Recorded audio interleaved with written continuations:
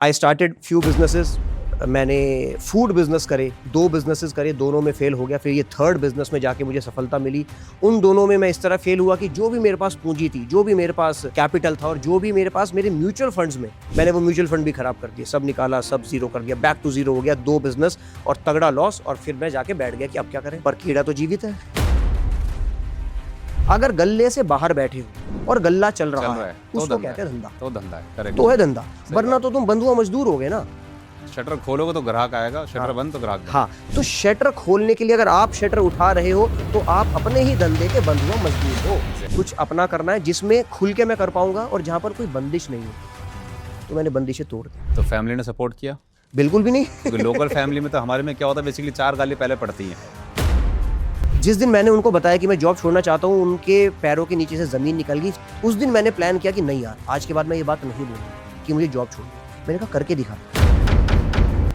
जिस दिन करके दिखाऊंगा फिर तो शायद सपोर्ट करेंगे मेरी बीवी और मेरे माँ बाप। जॉब के साथ साथ बिजनेस शुरू करके दिखाते हैं। 2 बिजनेस में फिर फेल हो गया, सारा पैसा खत्म हो गया, क्या करके दिखाएगा। पर्पस ढूंढना शुरू किया। मैं बनिया कम्युनिटी से हूँ, जैन हूँ, तो हमारे तो रगों में धंधा दौड़ता है, खून नहीं दौड़ता, धंधा दौड़ता है। करेक्ट। रविंद्र जैन जी, अपने 20 साल वर्जन्स को एक एडवाइस देना चाहें कि भाई अंकित वो गलती मत करिए जो मैंने कर, क्या आप एडवाइस देना चाहेंगे अपनी? समय बर्बाद किया बहुत ज्यादा।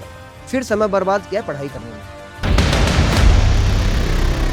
सर, आज की डेट में हम देखते हैं कई बड़े बड़े बिजनेसमैन हैं, कई बड़े बड़े एंटरप्रेन्योर्स बन चुके हैं, बड़ी बड़ी फैक्ट्रीज चलती हैं। तो हर आदमी जो बड़ी संस्था के पीछे जो चल रहा है वो एक बिजनेसमैन है। तो आपके हिसाब से क्या वो बिजनेसमैन जो सफल बिजनेसमैन है, क्या वो सेल्स का एक्सपर्ट कहा जा सकता है उनको कि भाई इतना बड़ा धंधा कर रहा है वो? बिल्कुल। अगर वो फर्स्ट जनरेशन एंटरप्रेन्योर है, उसने खुद, मैं उसके बेटों की बात नहीं कर रहा, अगर उसने खुद वो बिजनेस खड़ा किया है और बड़ा बिजनेस खड़ा किया है, सर वो दुनिया का one of the best sales person है।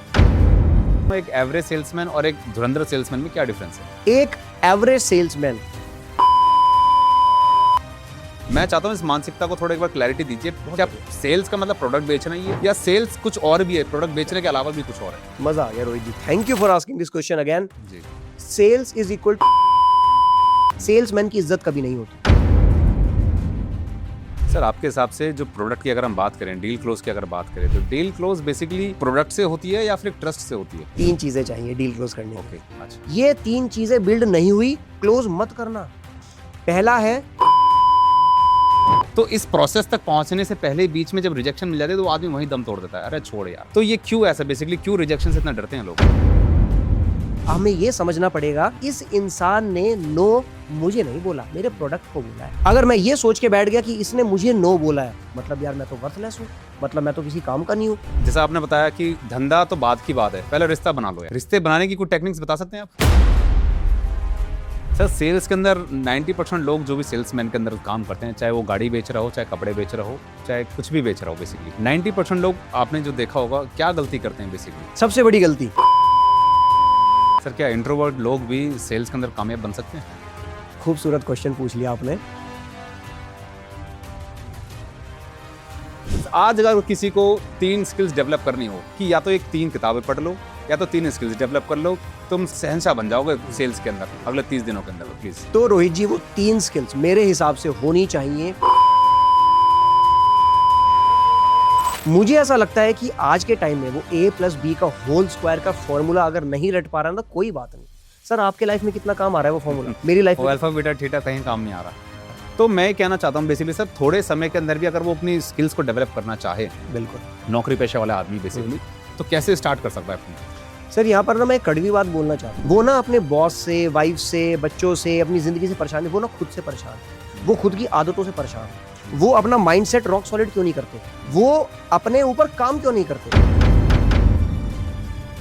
कि दिन में अगर आप 2 घंटे कंटेंट देख रहे हो, इंस्टाग्राम देख रहे हो, कुछ भी देख रहे हो, उसमें से काम का कंटेंट कितना देख रहे हो? अगर 20% से ऊपर आप देख रहे हो तो आप ऑलरेडी सक्सेस की तरफ जाना शुरू कर दिया है।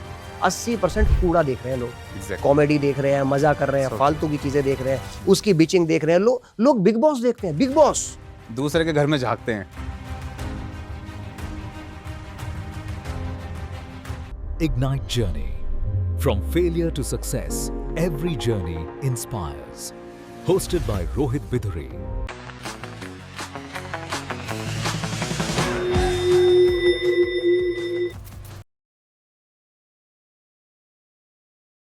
हाय, welcome back to the ignite journey. मैं आपका दोस्त, आपका होस्ट रोहित बिधुड़ी स्वागत करता हूं आपके अपने खुद के चहीते इग्नाइट जर्नी शो के अंदर। आज के इस स्पेशल पॉडकास्ट के अंदर ऐसे गेस्ट के साथ अपने इंटरव्यू करने वाले हैं जिनके बारे में अगर थोड़ा मैं बताना चाहूँ, सर का जो प्रोफेशन है बेसिकली ही belongs from the sales industry. तो आपके और मेरे बीच में मैं बिना टाइम वेस्ट किए मैं इन्वाइट करना चाहूँगा अपने बहुत चहीते, अपने प्यारे हमारे ऐसे स्पेशल गेस्ट को जिनका नाम है Ankit Ravindra Jain sir. Ankit sir, thank you, बहुत बहुत शुक्रिया हमारे शो में आने के लिए। Thank you so much sir. Thank you Rohit ji, thank you sir, मैं बेसिकली एक चीज़ जानना चाहता हूँ कि मैं हमेशा से मानता हूँ सर, हर सफल आदमी के जीवन में कहानी होती है। हर सफल आदमी के जीवन में कहानी होती है जो किसी ने ना सुनी, एक ऐसी जुबानी होती है। ओए होए होए। कामयाब तो हर कोई बनना चाहता है, कामयाब तो हर कोई बनना चाहता है जो सपनों में देखा कैसा मुकाम पाना चाहता है, बट असल कामयाबी का मतलब हर कोई समझ नहीं पाता है। कामयाबी वो नहीं है कि आज आपने हासिल क्या क्या किया है। आज हम आपको सेल्स कोच के रूप में जानते हैं, India's most trusted sales expert के रूप में जानते हैं, but that is not a success what I believe.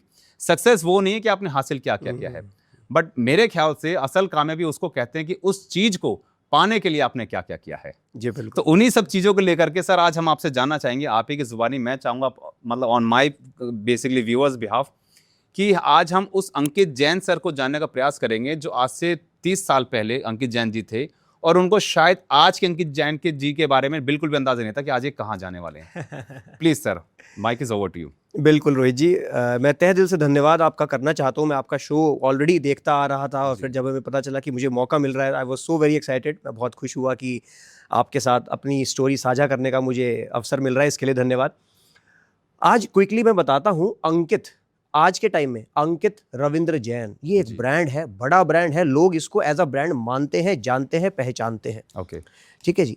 मैं उस ब्रांड अंकित रविंद्र जैन की बात नहीं करता, आज बात करते हैं अंकित की, जी, जो किसी घर का बेटा है, भाई है, अंकित है ना, जिसको लोग कहते हैं बेटा इधर आ, जरा 2 किलो चीनी बाहर से ले आ, जब मैं छोटा था, है ना। उस अंकित की बात करते हैं। ठीक बात है। सहारनपुर से मैं आता हूँ, बहुत छोटा शहर है in western belt of Uttar Pradesh, Muzaffarnagar के पास सहारनपुर।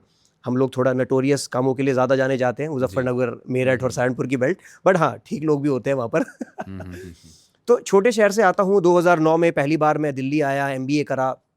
उसके बाद कॉर्पोरेट जॉब्स मैंने करी, सेल्स फील्ड में, अलग अलग कंपनीज में, अलग अलग इंडस्ट्री में, अलग अलग कैपेसिटी में सेल्स की जॉब करी। ग्रोथ कंपनीज को दिलवाई और खुद के लिए बहुत अच्छी ग्रोथ हासिल करी। करते करते दिमाग में है कि नहीं यार, पैसा तो है, इज्जत नहीं मिल रही। इज्जत चाहिए अपन को, इज्जत चाहिए। किसी ने बताया SSC CGL करके एग्जाम होता है, कंबाइंड ग्रेजुएट लेवल, स्नातक पास कोई भी दे सकता है। SSC स्टाफ सिलेक्शन कमीशन का एग्जाम है। Income tax department, excise department, ये मंत्रालय, वो मंत्रालय में, कहा वाह यार यहाँ तो इज्जत मिलेगी, वो कुर्सी अगर मिल गई वहाँ तो इज्जत मिलेगी। मैंने दिन रात एक करके एग्जाम क्लियर करा। I joined income tax department as inspector. अच्छा, हैदराबाद मेरी पहली ज्वाइनिंग थी। ओके। बहुत अच्छा पैसा कमा रहा था कॉर्पोरेट में, क्योंकि सेल्स में था, बढ़िया रेवेन्यू जनरेट करता था कंपनी के लिए, बढ़िया इंसेंटिव उठाता था, सेल्स में था जी। जब से मैं डिपार्टमेंट में आया, इज्जत भी मिलनी शुरू हो गई। पैसा प्लस इज्जत, पैसा प्लस इज्जत। और वहां पर मुझे ऐसा लगता था कि मेरा सफर अब खत्म है। खत्म मतलब अब ऐसे ही स्मूथ चलना है। हाँ। जो जिसने आज सरकारी नौकरी पकड़ी है, 60 साल के बाद उसको वहां से निकलना है, जैसे हर कोई कर रहा है। कुछ साल बीतने के बाद, 4 साल, 5 साल, 6 साल बाद मेरा दम घुटने लगा। अच्छा। डिपार्टमेंट में। वाई? क्योंकि जो मैं करना चाहता था, जो मेरी इंटेंशन थी, जिस इंटेंशन के मैं हिंदू हूँ और जैन धर्म को फॉलो करता हूँ। जैन धर्म में भगवान महावीर 24वें तीर्थंकर है जैनिज्म में। उनका एक संदेश है कि लिव एंड लेट लिव, जियो और जीने दो यार, खुद भी आराम से जियो और सामने वाले को भी जीने दो।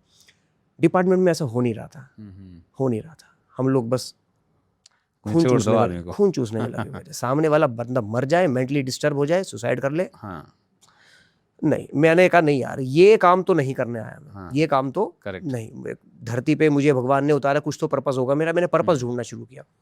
मुझे पर्पस मिला कि कुछ बिजनेस करता है। बिकॉज मैं बनिया कम्युनिटी से हूँ, जैन हूँ, तो हमारे तो रगों में धंधा दौड़ता है, खून नहीं दौड़ता, धंधा दौड़ता है। करेक्ट। धंधा करना है। 2018 में जब मेरी दिल्ली पोस्टिंग हुई, मेरे पहली पोस्टिंग हैदराबाद, फिर मुंबई, फिर तीसरी पोस्टिंग दिल्ली में हुई। जॉब के साथ साथ मैंने बिजनेस स्टार्ट किया, of course in the name of my wife. सब कुछ मेरे वाइफ के नाम पर। लीगली तो साउंड होना पड़ेगा ना। A government officer can not do a job, do a business. I started few businesses. मैंने फूड बिजनेस करे, 2 बिजनेसेस करे, दोनों में फेल हो गया। फिर ये 3rd बिजनेस में जाके मुझे सफलता मिली।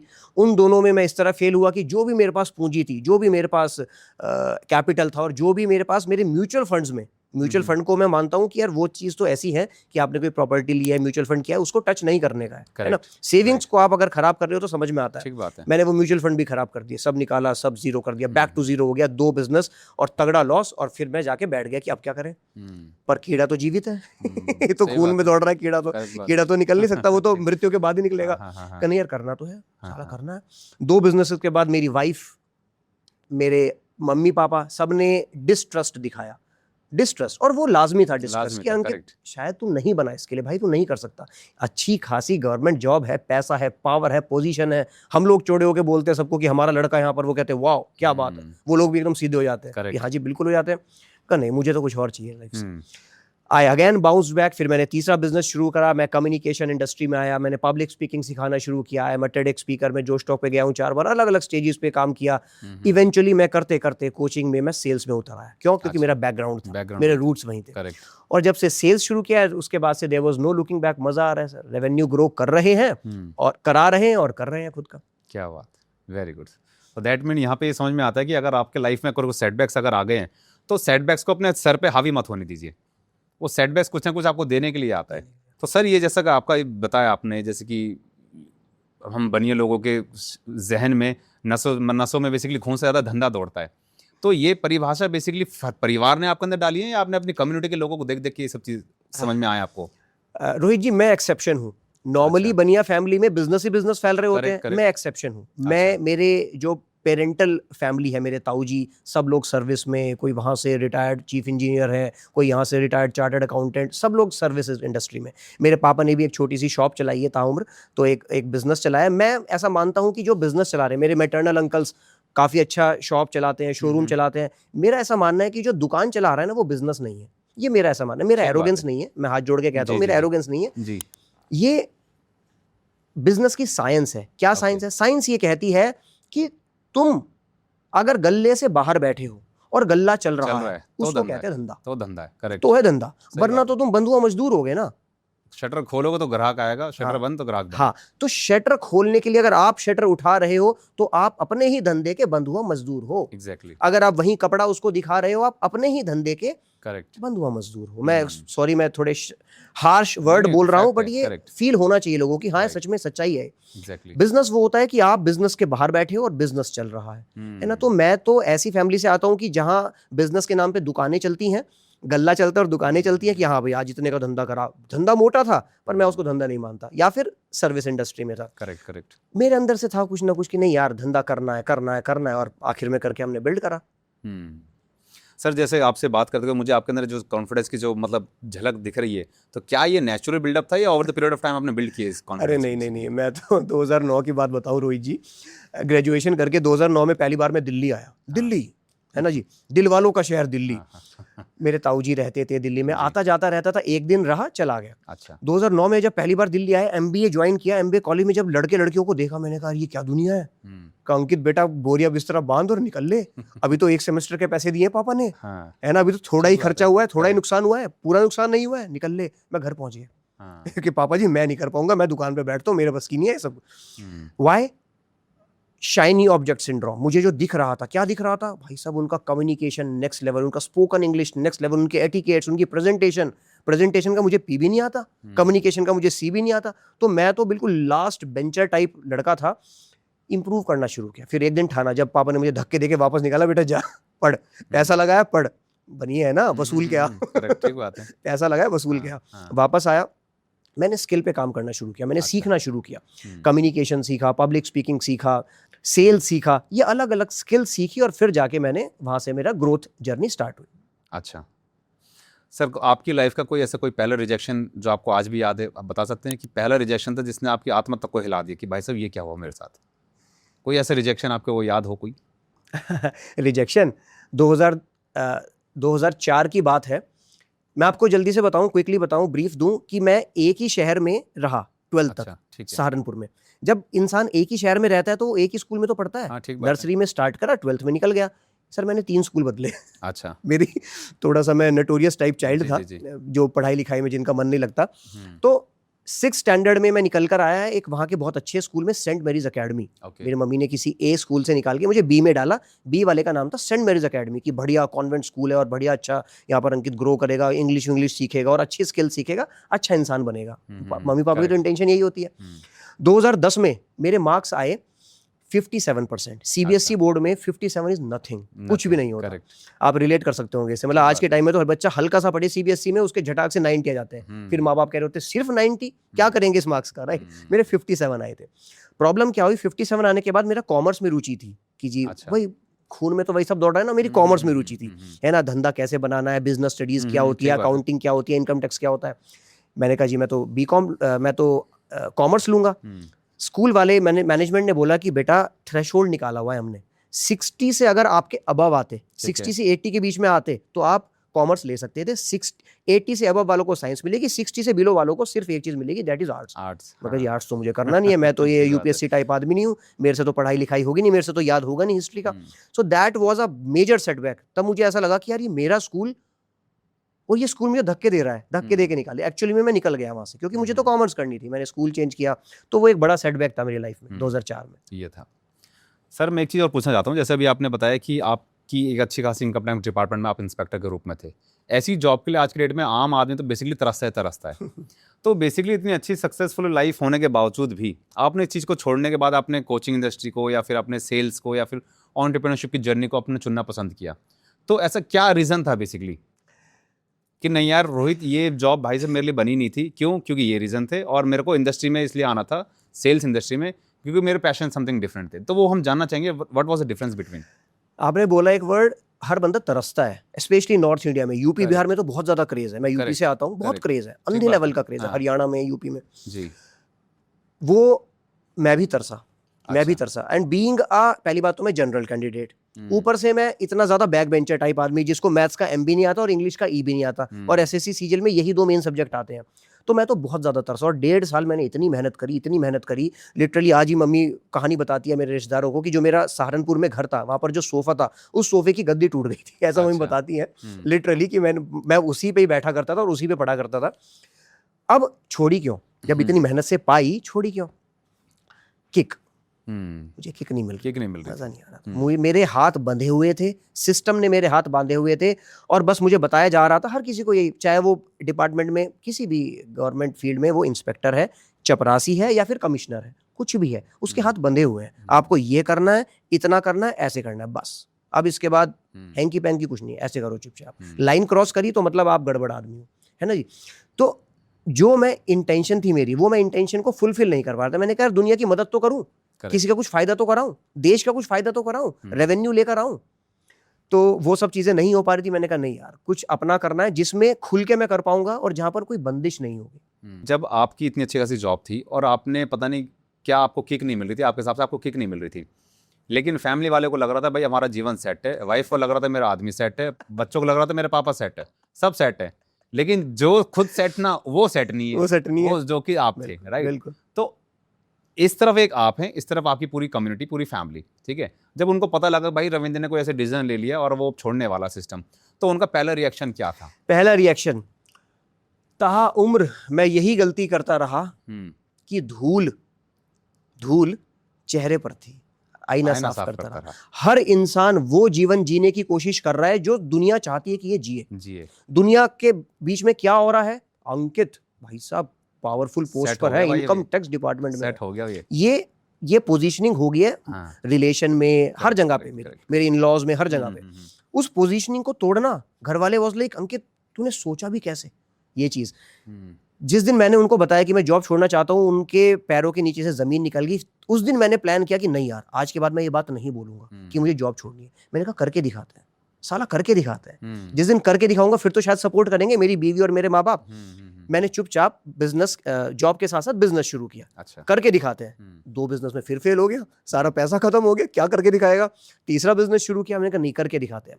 जब कोचिंग इंडस्ट्री में मैंने कम्युनिकेशन, पब्लिक स्पीकिंग, सेल्स शुरू किया, जब मेरा एक एक चेक 1-1 लाख का जो मैं कलेक्ट करता था, लोगों से इनवॉइस बनाता था, मैंने पापा को अकाउंट दिखाए, अपने जो मेरा बैंक अकाउंट है। करेक्ट। अच्छा ये 1 लाख रुपए, अच्छा हाँ ये तो तेरी सैलरी है। उस वक्त मेरी इनकम टैक्स में मैं आपको बताऊं 1.25 लाख रुपए सैलरी थी, लगभग 1 लाख रुपए मुझे इन हैंड आता था। अच्छा। कि अच्छा है तेरी सैलरी आई होगी। मैं कहा नहीं पापा, ये किसी एक मेरे क्लाइंट ने दिया है। क्यों क्लाइंट ने तुझे क्यों दे दिया, तूने उसको क्या बता दिया? मैं कहा जी मैं ऐसे ऐसे सेल्स सिखा रहा हूँ, मैंने उनकी ग्रोथ कराई, मैंने उनका रेवेन्यू ग्रो कराया, मैंने उनके सेल्स नंबर्स बढ़वाए कि अगर वो पहले 2 करोड़ का धंधा कर रहे थे आज वो 2.5 करोड़ का कर रहे हैं, इसलिए उन्होंने मुझे 1 लाख रुपए दिया। मैंने उनको उनकी भाषा में समझाया। अच्छा दे दिया होगा तो ठीक है अंकित, मतलब हर बाप ऐसे ही सोचता है ना, उनकी गलती नहीं थी, दे दिया होगा अंकित, अब क्या करें, अब पता नहीं तुझे अगला चेक कब मिलेगा। मैं कहा जी इस तरह की ट्रांजेक्शन हर हफ्ते हो रही है हमारे साथ। अच्छा। और आने वाले टाइम में हर दिन होंगी मेरे साथ। हाँ। उस दिन उनका दिमाग हिला कि अच्छा ऐसा हो सकता है, बिजनेस में ऐसा हो सकता है। मैं कहा हाँ जी हो सकता है। तो आज के टाइम में ये आलम है कि जो मेरी वो सैलरी थी वो मैं एक दिन में कमा रहा हूँ। And my father was like so overwhelmed at that time कि यार अच्छा ऐसा हो सकता है। उस दिन के बाद दे वर कन्विंस्ड कि हाँ अंकित ऐसा शायद हो सकता है, तू कह रहा है, तू दिखा रहा है, काश ये झूठ ना हो स्क्रीनशॉट्स, तो ठीक है तू कर भाई जो करना है। मैंने जॉब छोड़ दी इजीली। तो सर आज आपकी जर्नी को देखने के बाद आपको यहाँ तक तो समझ में आता है कि आज आप एक सक्सेसफुली लाइफ आप जी रहे हैं। बट अगर हम जानना चाहें, मेरे व्यूवर्स के बिहाफ पे अगर मैं पूछना चाहूँ, अगर आज रविंद्र जैन जी अपने 20 साल वर्जन्स को एक एडवाइस देना चाहें कि भाई अंकित वो गलती मत करिए जो मैंने कर दी, तो क्या आप एडवाइस देना चाहेंगे अपने पुराने 20 साल पुराने वर्जन को? दुखती नोस छेड़ दी आपने रोहित जी। आप बहुत पहुंचे हुए आदमी, आप बहुत ही बढ़िया क्वेश्चंस आप पूछ रहे हैं इनके सबके बेनिफिट के लिए। Thank you for asking that.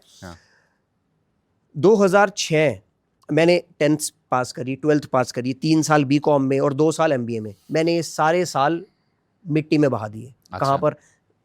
School के टाइम में मैं बंक मारा करता था, फिर मैं पूरे अपने फ्रेंड सर्कल को बंक मरवाया मैंने, फिर मैंने पूरी क्लास को बंक मरवाया, पूरी क्लास गायब। जस्ट इमेजिन, मौज मारो और नहर पे चल रहे नहाएंगे यार। सहारनपुर में अपना पुराने टाइम था, पास में नहर थी अपना, वहां चल रहे नहा के आ रहे हैं। तो पहले मैं क्लास बंक मारा करता था, फिर मैंने पूरा स्कूल बंक मारना शुरू किया, फिर मैंने लोगों को बंक मरवाना शुरू किया। एक टाइम पे आलम ये आ गया था 10th में और 12th में कि पूरी क्लास गायब। एंड टीचर वाले अरे भाई ये क्या हुआ, क्लास गायब। बाद में पता चला ये कांड किया गया था, ये रचा गया था। अच्छा। उसके बाद सजाएं मिलती थी। द थिंग इज समय बर्बाद किया है बहुत ज्यादा समय बर्बाद किया है फालतू के कामों में, फिर समय बर्बाद किया है जो मैं बोलना चाह रहा हूँ शायद कंट्रोवर्शियल हो जाए, फिर समय बर्बाद किया है पढ़ाई करने में समय बर्बाद। हाँ मैंने किया है। बीकॉम में 3 साल बहुत ए ग्रेड का कॉलेज नहीं था, मैंने टाइम वेस्ट किया। फिर 2 साल एमबीए, ए ग्रेड का कॉलेज नहीं था, मुझे ऐसा लगता है मैंने टाइम वेस्ट किया। उन 5 साल में क्या कर सकता था? उन 5 साल में कोई जॉब कर सकता था, मुझे ऐसा लगता है। मैं अपने नेक्स्ट वर्जन को यही हिदायत दूंगा कि अगर तू टियर 1, आपसे कह रहा हूं मैं, अगर आप टियर 1 कॉलेज में एडमिशन नहीं ले पाए ना, दिल छोटा मत करो, पर मैं ऐसा कहता हूं कि हल्के कॉलेज में एडमिशन मत लो।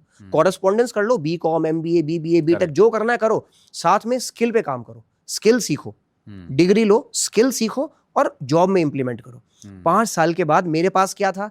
मैंने 10-20 लाख रुपए वेस्ट कर दिए थे अपने पापा के 5 साल बीकॉम और एमबीए में, और हाथ में क्या था? 2 डिग्रियां थी, मिला क्या? छोटी सी नौकरी, पीस ऑफ पेपर था, पीस ऑफ पेपर था जो मैं कह रहा हूं करने के लिए। उसके बाद आपके हाथ में क्या होगा? आपके हाथ में बहुत तगड़ी स्किल होगी। 5 साल उस स्किल पे आपने काम कर लिया, आपके पास 5 साल का एक्सपीरियंस होगा और लाखों रुपए आप सैलरी के तौर पे जमा कर चुके होंगे। करेक्ट। तो कुछ नहीं रखा, ये एमबीए बेकार की चीज है। Thank you so much Ankit sir, बहुत मतलब खूबसूरत तरीके से आपने चीज़ों को एक्सप्लेन किया, और मुझे पूरा विश्वास है आज हमारे लोग इस पॉडकास्ट को देख रहे होंगे, एक ना एक उनके माइंडसेट के अंदर कोई ना कोई नस तो जरूर हिलने वाली है आज देखने के बाद कि भाई जब अगला आदमी कर सकता तो हम तो जरूर कर सकते, कोई भी कर सकता। Definitely. Thank you so much. अभी तक सर हमने आपकी पर्सनल जर्नी के बारे में जानने का प्रयास करा कि अंकित जैन सर कौन है, बेसिकली कहाँ से वो निकले हैं, कैसे उनका फैमिली कल्चर रहा है, वो कैसी कम्युनिटी से बिलोंग करते हैं, कैसे वो चिंगारी पैदा हुई, बहुत कुछ जानने का मौका मिला।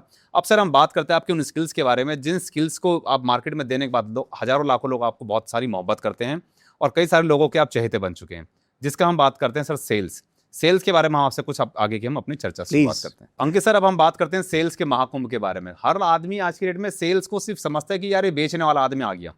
मैं दोबारा रिपीट करता हूँ, हर आदमी देख कर लगता है अगर सेल्स वाले बंदे को भाई साहब ये शर्ट सूट वूट टाई वाई पहन के आगे कुछ ना कुछ बेच करके जाएगा, बेचू आ गया, तो ये बेचू आदमी आ गया।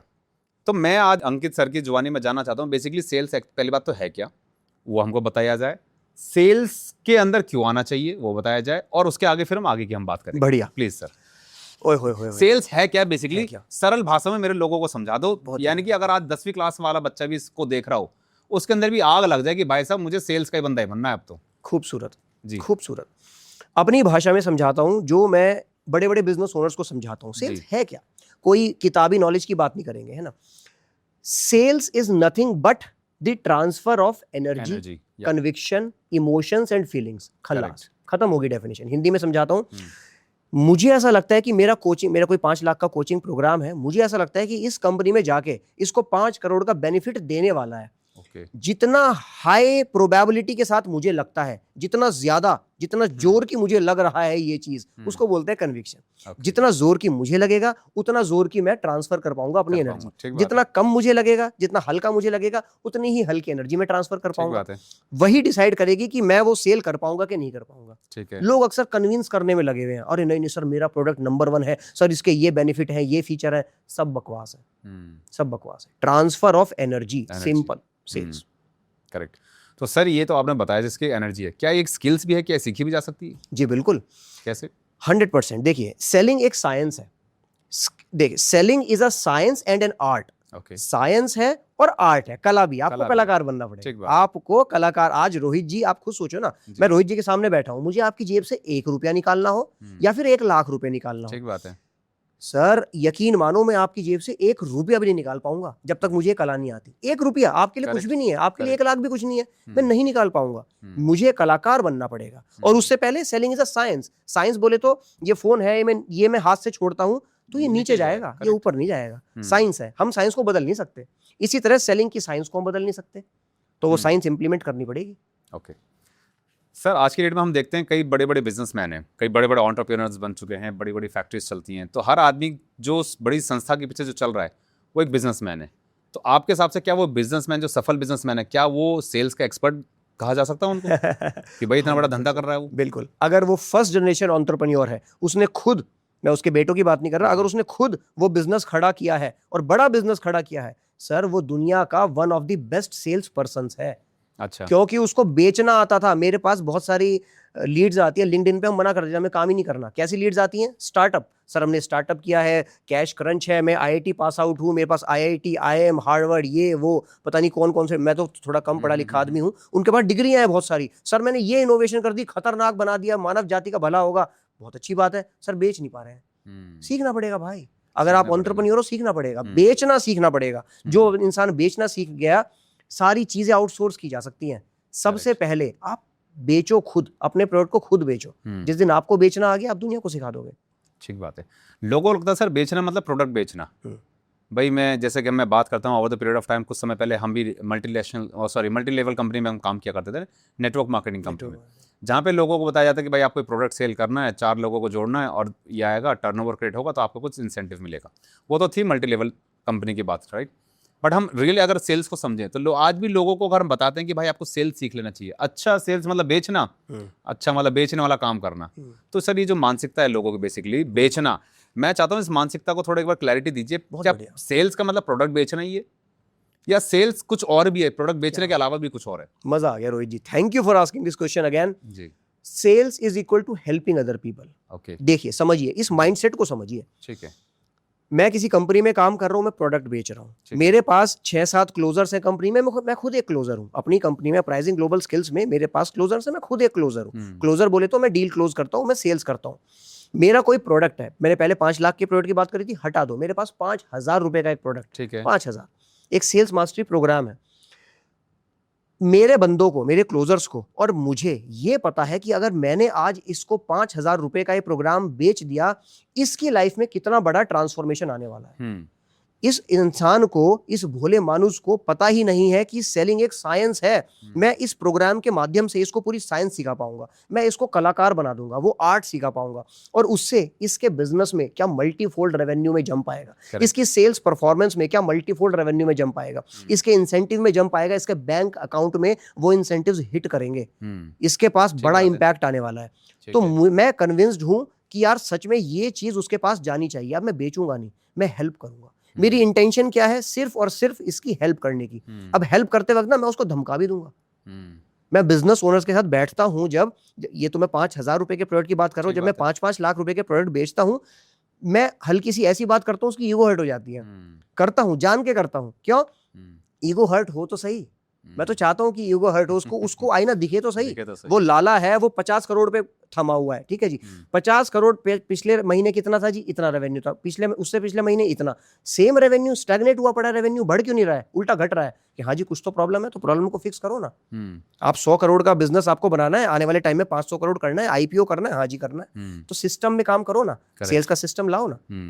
तो हेल्प, जिस दिन आपकी इंटेंशन ये होगी कि भाई मैं ये माइक बेचने जा रहा हूँ सामने वाले को, ये माइक बेच के उसके जीवन में क्या बेनिफिट आने वाला है, मैं अगर इस चीज को लेके कन्विंस्ड हो गया ना, तो sir selling is serving. Serving है। मैं उस धर्म का बंदे काम है एक तरह से मैं देखा जाता है। नहीं, बहुत अच्छी बात करी से आपने बात करी सर। लेकिन मैं एक चीज और पूछना चाहूंगा on my behalf, viewers behalf, आप कैसे डिसाइड करते हो कि इसको एक्चुअल में इस प्रोडक्ट की नीड है? वाह क्या बात। जैसे कि अगर मैं बोलूँ कि सर मुझे सपोज आपकी फैक्ट्री में कोई इश्यूज चल रहे हैं, मैं आपको सॉल्व कर सकता हूँ। बिल्कुल। आपने मुझे अप्रोच करा कि रोहित मैंने आपकी प्रोफाइल देखी यार, आप मेरे से एक दिन आकर के मिलो, मुझे बताओ। बिल्कुल। मुझे नहीं पता आपका इंटेंशन क्या है, हो सकता है मजे लेने के लिए बुला रहे हो। अच्छा मैं समझू तो सही इनका क्या सिस्टम है। सही बात। तो how do you validate basically कि यार ये बंदा बेसिकली मजे के लिए बैठा है या एग्जैक्टली इनकी मेन प्रॉब्लम है? क्या बात है। सबसे बड़ा रेवेन्यू ग्रोथ का जो ऑब्स्टेकल है ना, वो यही पॉइंट है जो आपने सबसे पहली नर्व्स पकड़ ली। इसको बोलते हैं लीड क्वालिफिकेशन। लीड आई, किसी एक्सवाईजी बंदे ने कहा हाँ अंकित थोड़ा मुझे आकर बताओ सिस्टम कैसे बिल्ड होता है और कैसे ये सेल्स ग्रो होगी, और अंकित पहुंच गया बताने।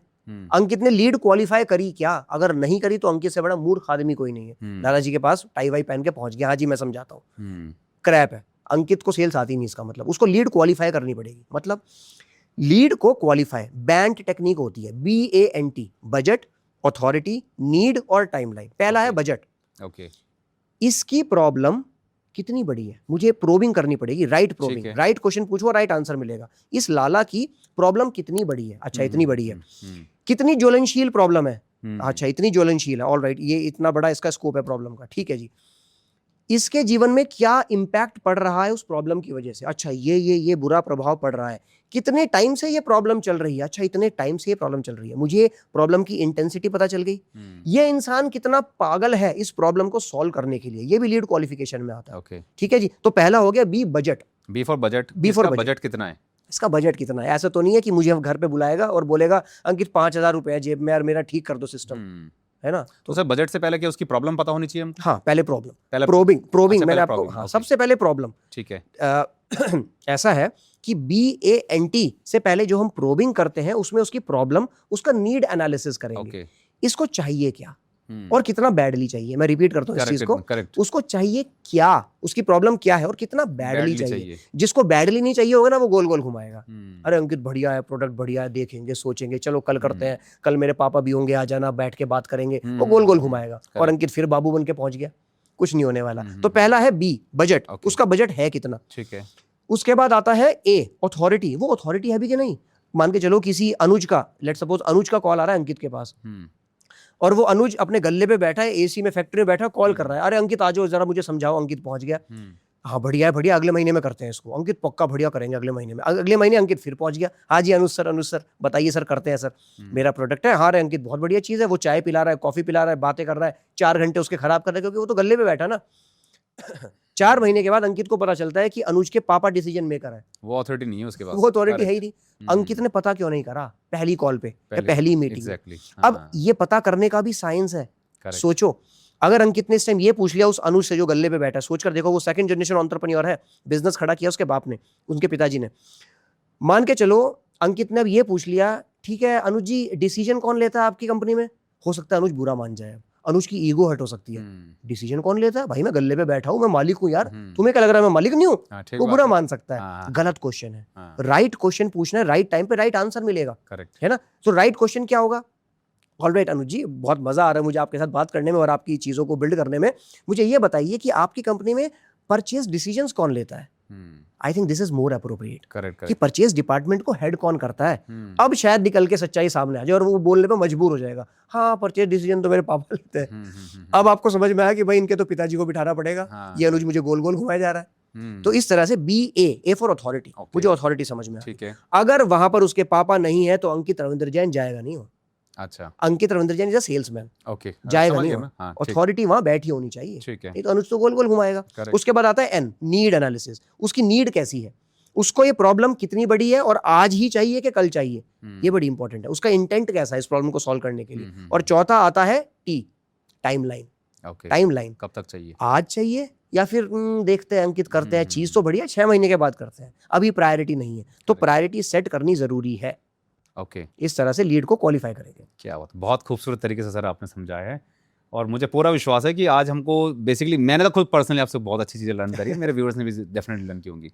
दूसरा सर मैं बात करता हूँ, एक एवरेज सेल्समैन और एक धुरंधर सेल्समैन में क्या डिफरेंस है? एक एवरेज सेल्समैन, ध्यान से सुनना सर, ये गेम चेंजर हो सकता है। हाँ, एक एवरेज सेल्समैन अच्छा बोलता है, सर ये प्रोडक्ट दुनिया का सबसे बेहतरीन प्रोडक्ट है, इसमें ये है, आपका ये फायदा। मैं रिपीट करता हूं, एक एवरेज सेल्समैन बढ़िया बोलता है और एक बेहतरीन सेल्समैन, एक धुरंधर सेल्समैन बढ़िया सुनता है। बढ़िया करेक्ट। सुनता है। लिसनिंग इज टू स्पीकिंग का ratio has to be 80:20। Okay, लोगों का ये रेशो उल्टा हुआ है, उल्टा 80% बोल रहे हैं सर बोलेंगे, मैं सुनेंगे। बताऊंगा मेरे हाँ। माइक में क्या है, सर आप रुको मैं बताऊंगा आपको। पूछ तो लो उसकी रिक्वायरमेंट क्या है, उसका दर्द क्या है, उसके पास अगर कोई पहले माइक था उस माइक में प्रॉब्लम क्या आ रही है, उसको नए माइक में चाहिए क्या।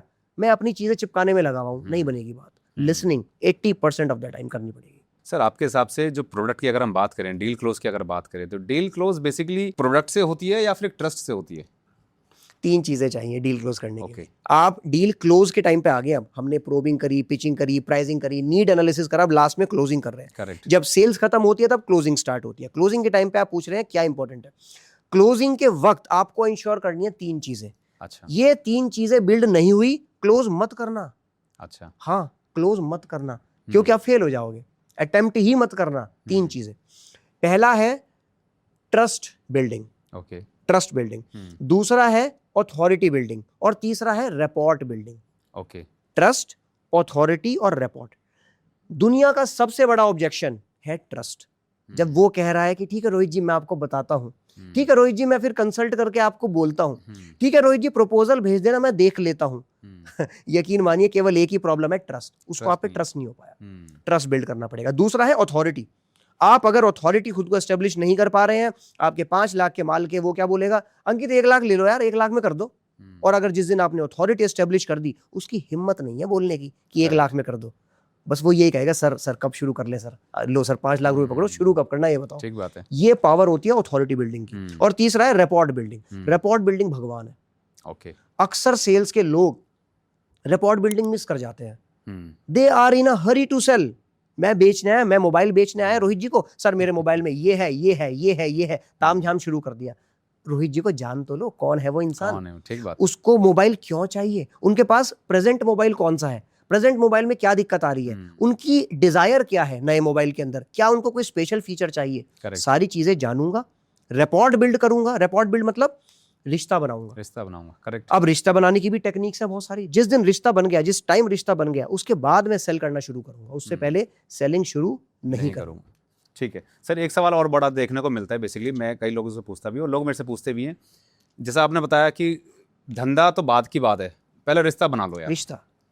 रिश्ते बनाने की कोई टेक्निक्स बता सकते हैं आप? कि सपोज आज हम और आप बैठे हैं, हम चाय पी रहे हैं, पानी पी रहे हैं, तो चाय पीने से रिश्ता बन गया, या रिश्ते बनने के लिए कहीं जाना भी पड़ेगा, घूमना फिरना पड़ेगा, लंच करें, डिनर करें, घर पे आए, आप मेरे घर पे आ रहे हो, क्या है रिश्ता बेसिकली वो बताओ। बहुत प्यारी बात आपने बोली, इसको हिंदी भाषा में समझते हैं, बिल्कुल साधारण भाषा में। सबसे पहली बात तो आपने बोला आप किसी क्लाइंट के पास गए हैं, वो चाय ऑफर कर रहा है, ये गुड साइन है। ओके, ये गुड साइन है, वो चाय ऑफर कर रहा है, वो आपको रिस्पेक्ट दे रहा है, वो आपकी नॉलेज को रिस्पेक्ट दे रहा है कि यार ये बंदा कुछ बढ़िया मेरे लाइफ में वैल्यू ऐड करने आया है, ठीक है, इसीलिए उसने चाय ऑफर करी है, वरना बंदा पानी भी ना पिलाए। एग्जैक्टली, जल्दी से पिच दो, बताओ क्या है, और ठीक है यार 10 मिनट बाद ओके बाय, मिलते हैं। ठीक बात है। स्ट्रैटेजीज क्या हो सकती हैं? आपने बोला चाय पे चर्चा हो रही है, चर्चा क्या हो रही है वो गेम चेंज कर देगा। तो अब रैपोर्ट बिल्डिंग की टेक्निक सीखते हैं। पहली टेक्निक है जेन्युइन कॉम्प्लीमेंट। जेन्युइनली आपको कॉम्प्लीमेंट करना है सामने वाले को। ओके, जैसे आप रोहित जी, आज मैं आपसे पहली बार या दूसरी बार मिल रहा हूं, रूबरू हो रहा हूं, आपकी पर्सनालिटी यूनिक है। मैं सच्ची बात बता रहा हूं, है ना, इसमें कुछ भी बटरिंग नहीं है, कुछ भी नथिंग, इसमें फैंसी कुछ भी नहीं है, आर्टिफिशियल कुछ भी नहीं है। आपकी पर्सनालिटी यूनिक है, आपका हेयर स्टाइल यूनिक है, आपकी बियर्ड यूनिक है, आपका ड्रेसिंग स्टाइल यूनिक है ना। मैं तो बहुत साधारण सा आदमी हूं, अपना शर्ट चढ़ाई आ गया, आपका ड्रेसिंग स्टाइल सच में यूनिक है। ये बात मुझे रोहित जी को बतानी पड़ेगी। और दिल से बतानी पड़ेगी। ठीक है, कीवर्ड है जेन्युइनली कॉम्प्लीमेंट। ऐसे नहीं कि अरे रोहित जी आप बहुत स्मार्ट लग रहे हो, आप दुनिया के सबसे स्मार्ट आदमी हो, ये बकवास है।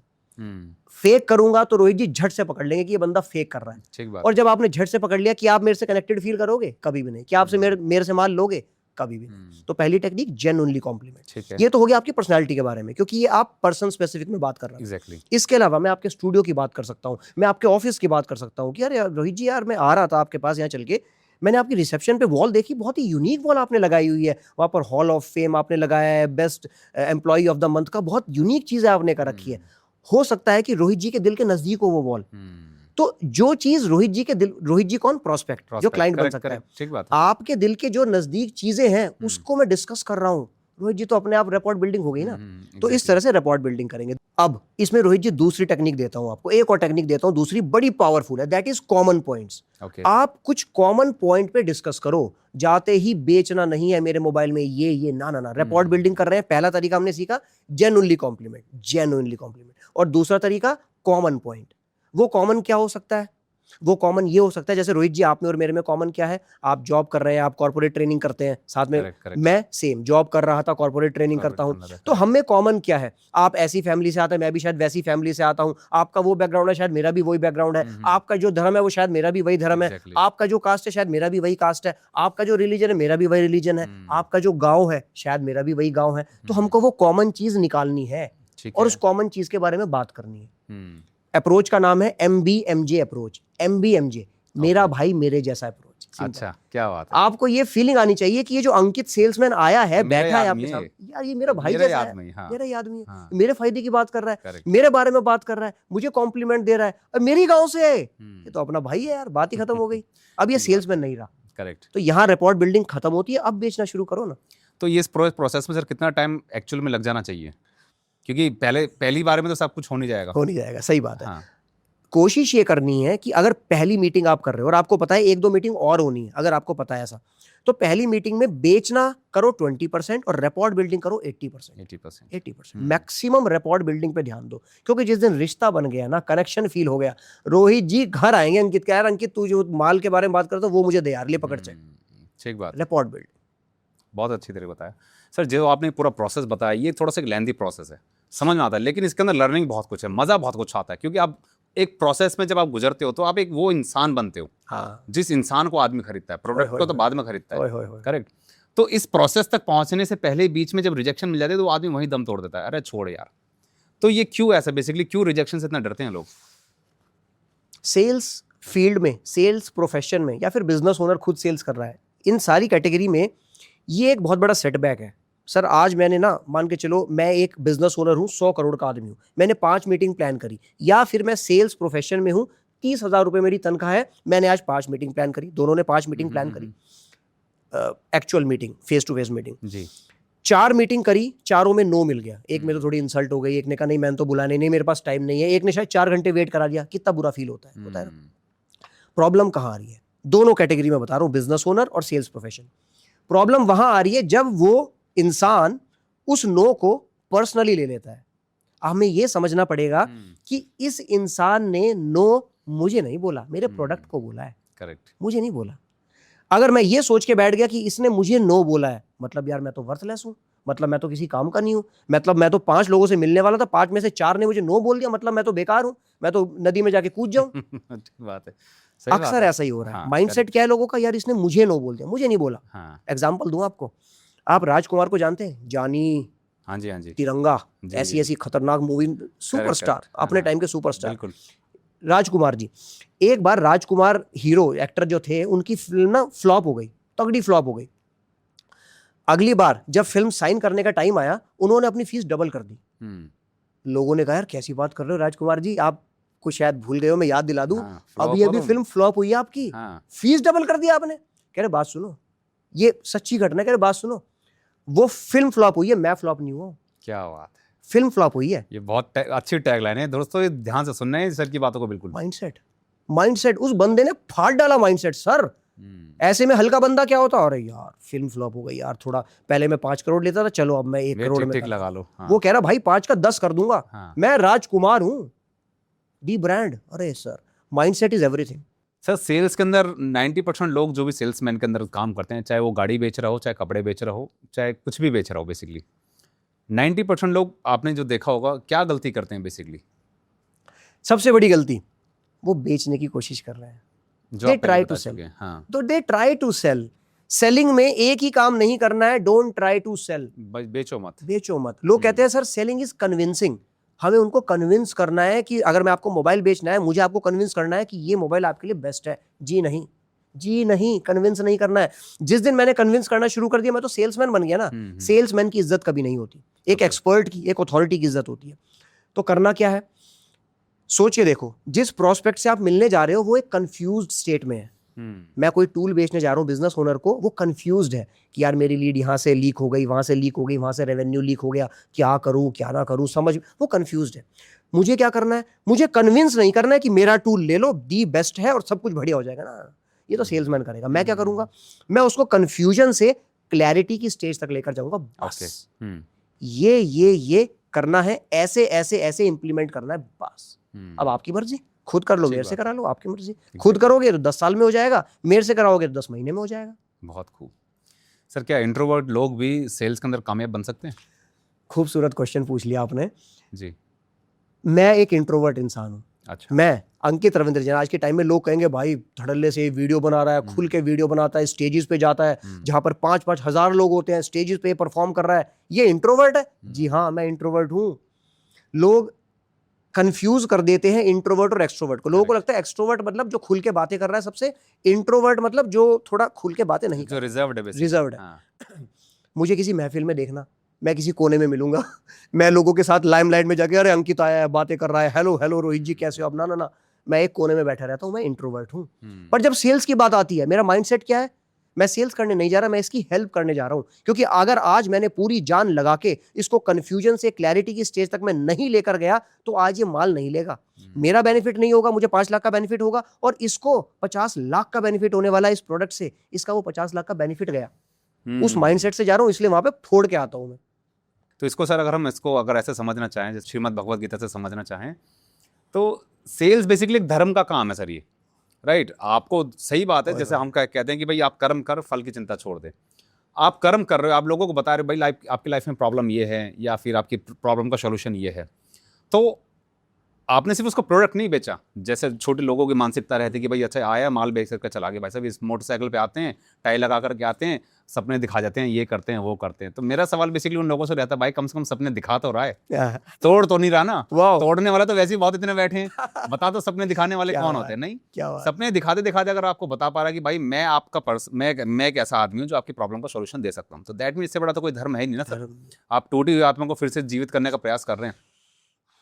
मेरे ख्याल से सबसे बड़ा धर्म का काम मुझे जो पर्सनली बिलीव लगता है कि I am in corporate job, but sales ना कहीं मेरे दिल के बहुत करीब है सर, ये बहुत ज़्यादा करीब। मैं सेल्स वाले लोगों के साथ ना मेरा पता नहीं अलग से मेरी बॉन्डिंग रहती है बेसिकली। मुझे लगता है ये मेरा, जैसा आपने बताया, मेरा जैसा मेरा भाई, तो मुझे लगता है ये मेरा ही भाई है, बस इसको इतना समय लग गया मेरे पास आते आते। थे तो हम और आप एक ही, बट आपको इतना समय लग गया, मेरे पास हो सकता है आपको 40 साल लग गए, मुझे आज मेरी today I am 35 years old, right?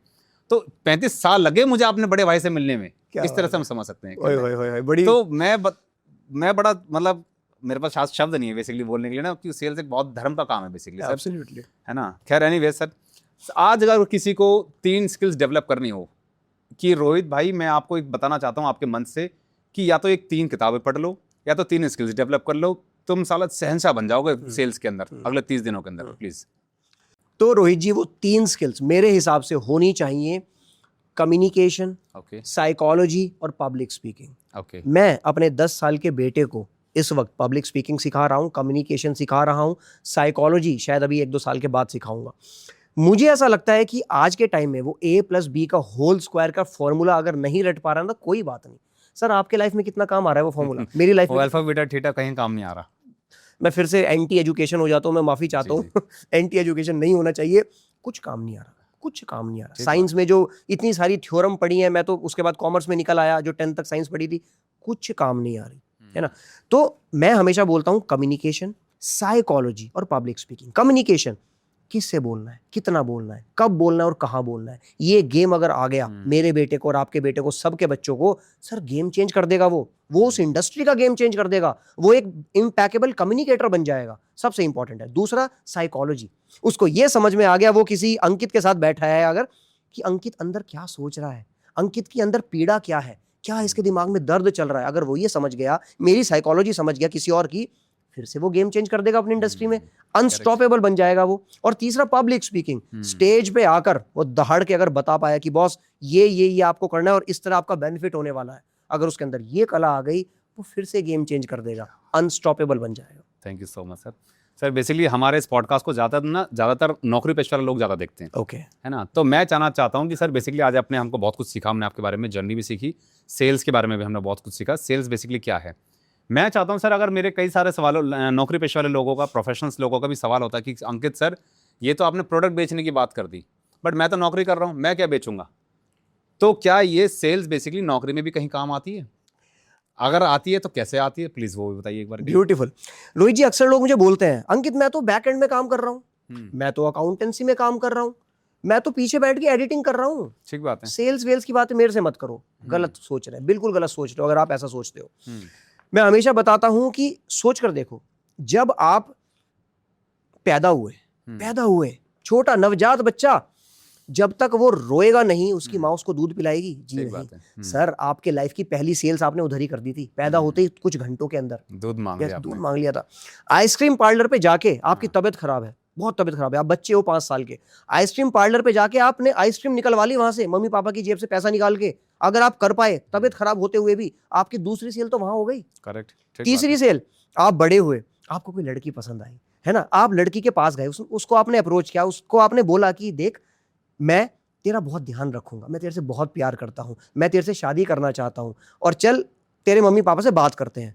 अगर वो कन्विंस हो गई, आपने एक और सेल कर दी, आप जॉब में आए, इंटरव्यूअर के सामने बैठे, अब आप उसको क्या बता रहे हो? आप अपनी पूरी जान लगा के ये एक्सप्लेन करने की कोशिश कर रहे हो that I am the right fit for this job, I am the best one. Correct, I am the best one, मैं राइट फिट हूं इस जॉब के लिए। आपने फिर से बेच दिया। Sales is everywhere. जो बंदा सेल्स नहीं सीख रहा है ना, वो अपनी लाइफ में पीछे जा रहा है। सर जो लोग अपने सेल्स से घृणा करते हैं आज भी, अरे क्या बकवास चीज है उनके लिए केवल एक ही बात, जो आपने आज बोली बात, मैंने आज तक इस पर्सपेक्टिव से सोचा ही नहीं। आज रोहित जी मेरा यहाँ पे आना सफल हो गया। आपने एक बात बोली, जब आप सेल्स कर रहे हो ना, वो एक धर्म का काम है, क्योंकि दूसरे बंदे की मदद कर रहे हो, अपनी मदद तो अपने आप हो जानी है, वो तो बाय प्रोडक्ट है सर, बाय प्रोडक्ट है। तो जो आपने आज ये जो फीलिंग दी है ना धर्म वाली, ये नेक्स्ट लेवल है। उन सबको मैं यही बताना चाहता हूँ कि ये धर्म वाली फीलिंग आपके अंदर होनी चाहिए, सर्व करने वाली फीलिंग आपके अंदर होनी चाहिए। सेल से बड़ा प्रोफेशन कोई नहीं है दुनिया में। सेल्स में एक बात कही जाती है रोहित जी कि आप अपना पेचेक अपने हाथ से लिखते हो। इतनी पावरफुल चीज है अपना पेचेक। सैलरी में नॉर्मली कोई एडिटिंग में है, कोई सोशल मीडिया कर रहा है, कोई ABC काम कर रहा है, क्या हो रहा है? उसका पेचेक डिसाइडेड है कि तुझे 20,000 ही मिलेगा, तुझे 50,000 ही मिलेगा। सेल्स सर आग लगा दोगे तुम। 9 घंटे हैं तुम्हारे पास एक दिन में, तुम आग लगा दोगे। इंसेंटिव 50,000 रुपए अगर तुम्हारी तनख्वाह है, तुम 2 लाख रुपए अलग से कमाने की काबिलियत रखते हो अगर सेल्स में हो। कमाओ ना, किसने रोका? तो सर अगर मेरे को ये बताइए सर, अगर इस पॉडकास्ट के बाद किसी एक के अंदर भी अगर आग पैदा हो गई कि भाई अब तो सेल्समैन ही बनना भाई साहब, और बनना तो केवल रविंदर जी के थ्रू ही बनना है बिल्कुल। तो how they can connect with you, और आप मेरे व्यूअर्स को कैसे सपोर्ट करेंगे? Point number 1। और अगर कोई हमारे पॉडकास्ट को देख करके कहता है हम रोहित जी का चैनल देख करके, इग्नाइट जर्नी को देख करके आए हैं सर, अब आपको कुछ स्पेशल चीजें करनी पड़ेंगी हमारे लिए। बिल्कुल। तो what message you like to give to them? 100%। देखिए हमारा YouTube पे लॉन्ग फॉर्मेट कंटेंट, अगर आप सेल्स में थोड़ा भी सीरियस हो ना, लॉन्ग फॉर्मेट कंटेंट है। 15-15 मिनट की वीडियो देखो, सीखो साइंस को।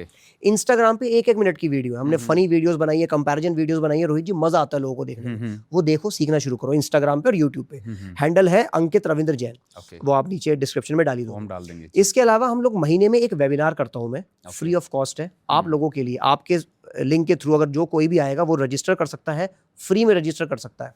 2 घंटे 2 आवर्स प्योर साइंस सिखाने वाला हूँ सेलिंग की। साइंस का मतलब ये नहीं है कि कुछ किताबी बातें करूंगा, बहुत बड़ी बड़ी सी टर्म ना। फील्ड का आदमी हूँ, फील्ड में अपने जूते घिसे हैं मैंने, दिल्ली में गुड़गांव में घूम घूम के वो फील्ड की बातें सिखाऊंगा और आपको ग्रो कराऊंगा। अटेंड करो वेबिनार।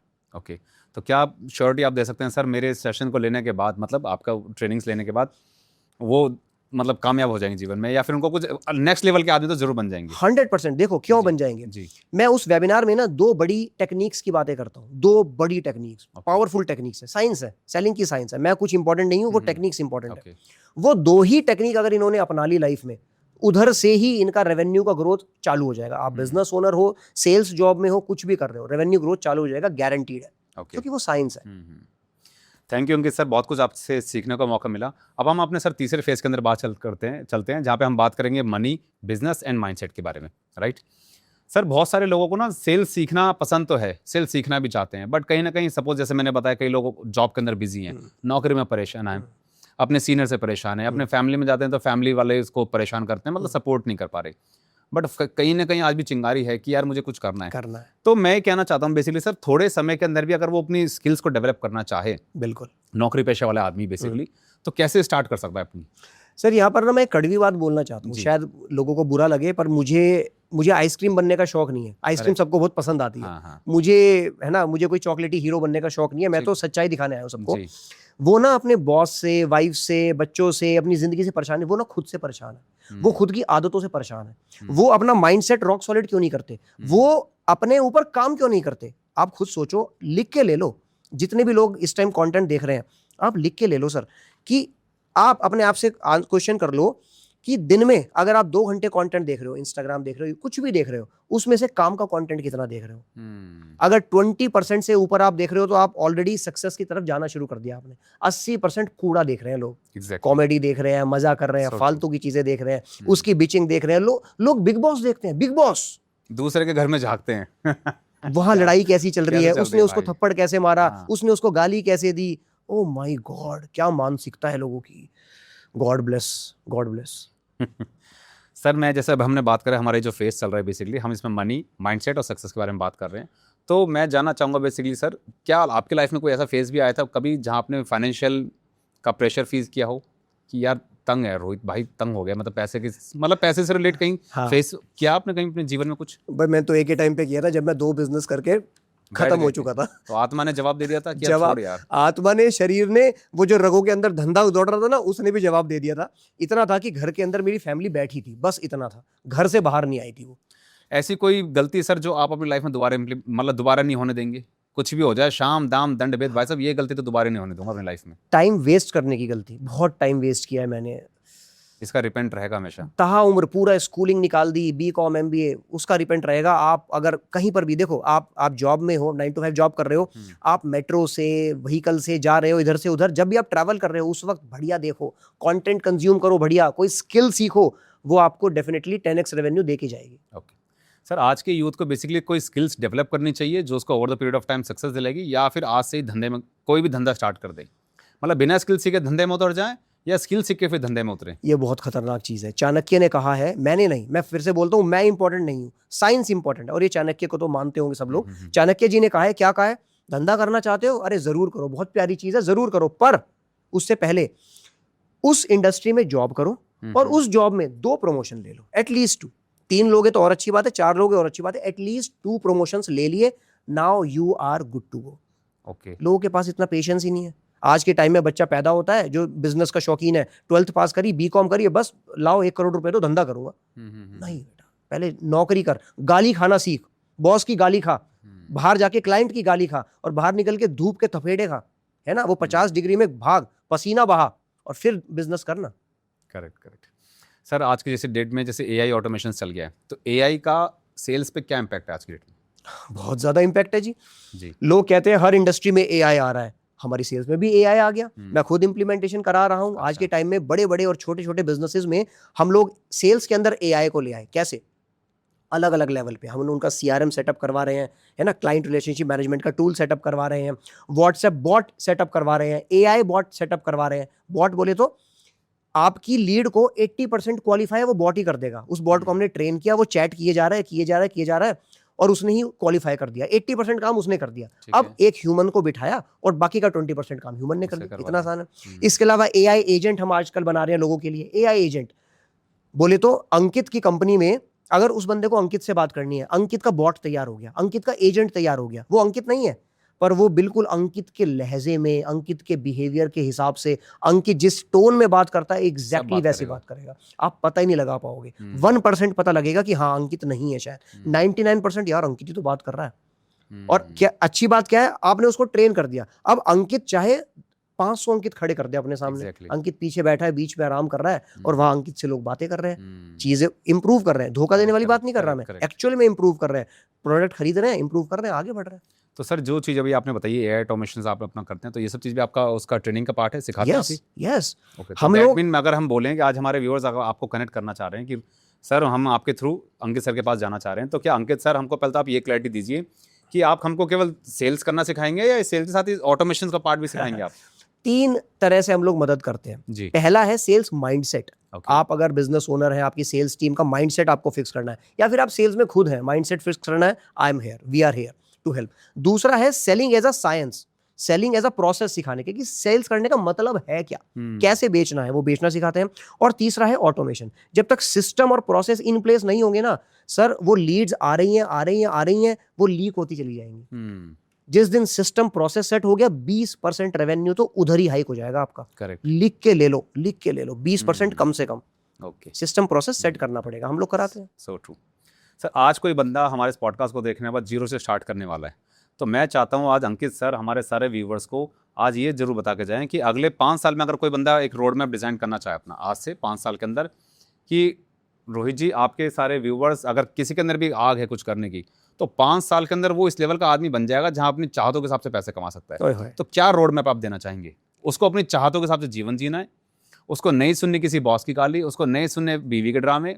बीवी आज मुंह फुला के बैठी है कि नहीं आप कुछ नहीं सोचते हमारे बारे में, वो कहेंगे एक काम कर कपड़े पैक कर चलते हैं। वो फोन कर देगा शाम को, बेटे एक काम करो, हॉर्न बजाएगा, नीचे आ जाओ, कहाँ जा रहे हैं? आज हम दुबई जा रहे हैं। अरे Good. कपड़े तो पैक कर लें, अरे वहीं से खरीद लें। तो ये माइंडसेट कैसे डेवलप कर लें और इतना पैसा कैसे जनरेट कर ले वो?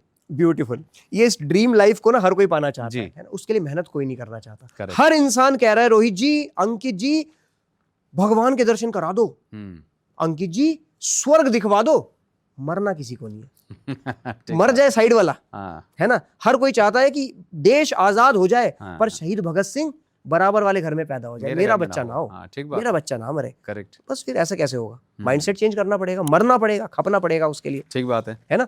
तो मेरा कहना क्या है, आप ये लाइफ जीना चाहते हो, बहुत आसान है। धंधा बिल्कुल मत करना, जो भी आपके पास पूंजी है उसको मल्टीप्लाई करो, उसको ग्रो करो, उसको म्यूचुअल फंड के थ्रू, रियल एस्टेट के थ्रू ग्रो करो।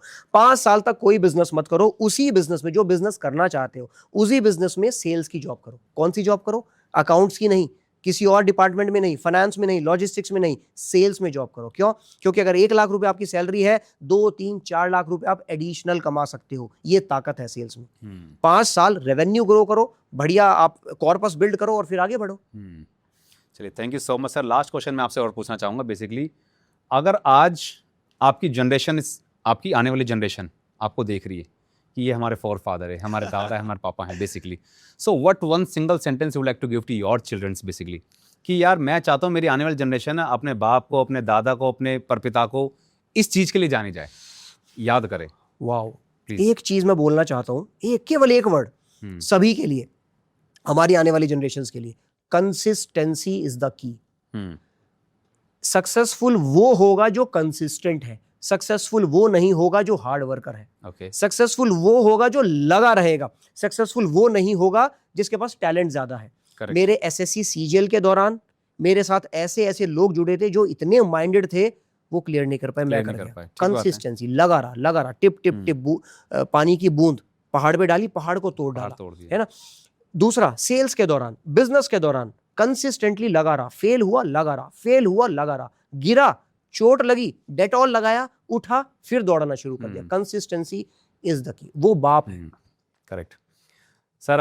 आई want to add the one more single thing is here, if you allow me to please. जैसे हम बात कर रहे हैं सेल्स के बारे में बात कर रहे हैं, तो सेल्स को सर मैं बेसिकली क्या है ना, मैं श्री कृष्ण को बहुत मानता हूँ बेसिकली। मेरे कर्ण कर्ण में श्री कृष्ण बसते हैं बेसिकली, राइट। तो मैं कोई भी अपनी कॉन्वर्सेशन लाता हूँ तो मैं अपने वासुदेव कृष्ण के नाम से ही शुरुआत करता हूँ। जैसा कि मैंने अभी थोड़ी देर पहले बताया था कि सेल्स बेसिकली धर्म का काम है। धर्म मतलब कि जो ऐसा धर्म जो ईश्वर ने कहा है। हम बेसिकली क्या बोलते हैं सर कि धर्म क्या है बेसिकली, हो सकता है आपके हिसाब से धर्म की परिभाषा अलग है, मेरे हिसाब से अलग है, बट रियलिटी में धर्म की परिभाषा वही है जो एक धर्मयुक्त आदमी के मुंह से निकली हो, और वो है श्री वासुदेव कृष्ण, जो गीता में सब उन्होंने बताया कि क्या धर्म है बेसिकली, राइट। एक समय की बात होती है सर, जब महाभारत का युद्ध चल रहा था, अभिमन्यु के टुकड़े टुकड़े कर दिए गए थे, शायद आपको सीन याद भी होगा। बिल्कुल। बहुत बेरहमी से मारा गया था उसके। अर्जुन तो वहाँ पर उस वक्त अवेलेबल नहीं थे, बट उनके चाचा ताऊ जो सब अवेलेबल थे वो देख रहे थे अपने सामने कि मृत्यु का कैसे उसको मृत्यु दी जा रही है। कौरव ने बहुत बुरी तरीके से उसका खात्मा किया था, तो वासुदेव कृष्ण सब देख रहे थे वहां से बेसिकली, राइट। मैं एक छोटा सा एग्जांपल दे रहा हूँ, सेल्स क्या है बेसिकली, है ना। शायद हो सकता है आपके लिए भी नई लर्निंग्स हो ये, और मेरे व्यूवर्स के लिए तो खैर रहेगी। तो जब उसको बहुत बेरहमी से मारा जा रहा था ना, तो 100 टुकड़े कर दिए थे उसके, इतना बुरी तरह से मारा गया था, 100 छेद शरीर के अंदर कर दिए थे, उंगलियां काट दी थी उसकी। तो किसी ने उनसे पूछा कि वासुदेव कृष्ण आप तो नारायण थे, आप तो मतलब जगत के पिता, आप तो देख रहे थे ना कितनी बेरहमी से मारा जा रहा था, तुम्हें शर्म नहीं आई बिल्कुल भी? वासुदेव कृष्ण पे आरोप लगाए गए, एलिगेशन लगाए, तुम्हें शर्म नहीं आई? तेरा भांजा था वो, है ना, तुम्हारी मतलब बहन का बच्चा था वो, तो तुमको शर्म नहीं आई? तो उसने बोला कि बहन तूने सिर्फ उतना ही देखा जितने तेरी आंखों ने तेरे को दिखाया। बिल्कुल ठीक। तुझे उस वक्त उसकी मृत्यु होते तो नजर आई, 100 छेद होते नजर आए, राइट, मतलब उसको मतलब काट रहा शरीर से या मतलब छूरा भोंका वगैरह वगैरह। लेकिन अगर तू मेरी दृष्टि से देखेगी तब शायद तुझे पता लगेगा उसको 100 बार कटना कितना लाजमी था, उसका 100 बार उसका कत्ल होना कितना जरूरी था, मतलब 100 बार जो खंजर लगे कितना जरूरी था। बोला मैं तुझे ऐसे दिव्य दृष्टि देता हूँ। जब दिव्य दृष्टि उनको देते हैं श्री कृष्ण, तो जब दृष्टि उनको देते हैं तो जब वो देखती है कि इसके पूर्व में कुछ ऐसे कर्म इसने किए थे अभिमन्यु ने कि इसको न जाने और ऐसे 100 जन्म लेने पड़ते और हर जन्म में इसको 100 बार चाबुक खाना पड़ता। तो मैंने कहा यार मेरे घर में इसने जन्म लिया है, मेरा ही भांजा है बेसिकली, तो मैं इसको पीड़ा तो दे नहीं सकता था एक ही बारी में। तो एक ही जन्म में इसके 100 बार इसके शरीर कटवा दिए मैंने, वो चोट लगवा दी, सो दैट कि अब ये मुक्त हो गए, मेरे पास आएगा। तो अब इसको हम कनेक्ट करते हैं सेल्स के साथ। तो जो सेल्स वाले बंदे होते हैं ना, ईश्वर की असीम कृपा होती है उन लोगों के ऊपर, क्योंकि उनको पता है कि जितनी बार ये ना खाएगा तो इसकी आत्मा टूटेगी, जितनी आत्मा टूटेगी उतना अकेला होगा तो दैट मीन ये कहीं ना कहीं मेरे समीप पहुंचेगा, क्योंकि धर्म का काम कर रहा है ना, जो धर्म का काम करेगा उसको पीड़ा भी उतनी होती है। बिल्कुल। तो जितने लोग आपको मना कर रहे हैं तो मतलब आपकी आत्मा टूटी। तो सेल्स के अंदर जिस आदमी ने जितनी अपनी आत्मा को तुड़वाया ना, तो समझ लो सर उसका अंतिम समय वो कहीं ना कहीं अपने ईश्वर के समीप पहुंच रहा है, क्योंकि नहीं तो उसको 100 जन्म वो लेने पड़ते।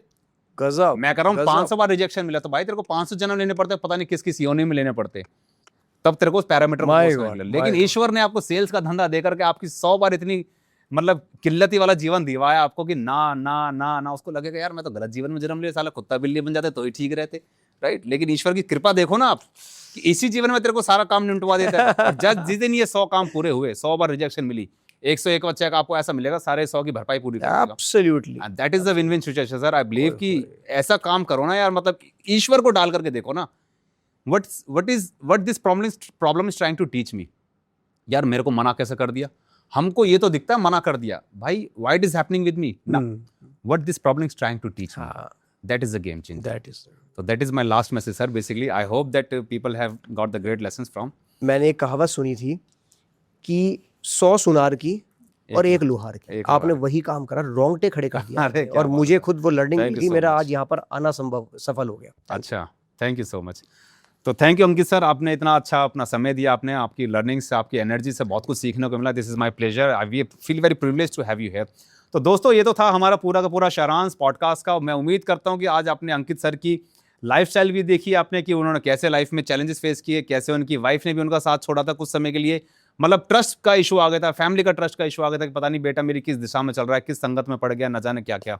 अच्छी बड़ी इनकम टैक्स डिपार्टमेंट में इंस्पेक्टर की जॉब छोड़ने के बाद वो कोचिंग इंडस्ट्री के अंदर है, अपने पिताजी का 10-20 लाख रुपए खर्च करने के बाद तब उनको समझ में आई कि कैसे मुझे धंधा करना है, कैसे बिजनेस करना है। उन्होंने खुद सीख के अपनी लाइफ को ट्रांसफॉर्म किया और आज आप न जाने लाखों लोगों की लाइफ को चेंज कर पा रहे हैं। इस पॉडकास्ट से अगर आपने कुछ भी सीखा हो, कुछ भी लर्निंग्स अगर मिली हो सर की लर्निंग से, सर के एक्सपीरियंस से, हमको कमेंट करके जरूर बताइएगा। और अगर फिर भी अगर आपको लगता है कि रोहित सर, अंकित सर हमारे कुछ सवाल अभी रह गए हैं या सर के साथ मुझे पर्सनली कनेक्ट करा दीजिए, तो आप हमको कमेंट करके जरूर बता सकते हैं। मैक्सिमम कमेंट के बेस पे हमको पता लग जाएगा भाई आप कितना प्यार अंकित सर को दे पा रहे हैं, तो उसी के बाद हम सर से दोबारा रिक्वेस्ट करेंगे हमारे शो पे आने के लिए। सो मैं खत्म करना चाहूँगा अपने पॉडकास्ट को यहाँ पे। आप मुझे देख रहे हैं, मैं Rohit, ignite journey founder and the host. मिलते हैं बहुत जल्दी एक नए लोगों के साथ, नए स्टोरी के साथ, नए गेस्ट के साथ। Till the time stay tune, keep learning, keep shining and keep igniting. Thank you so much.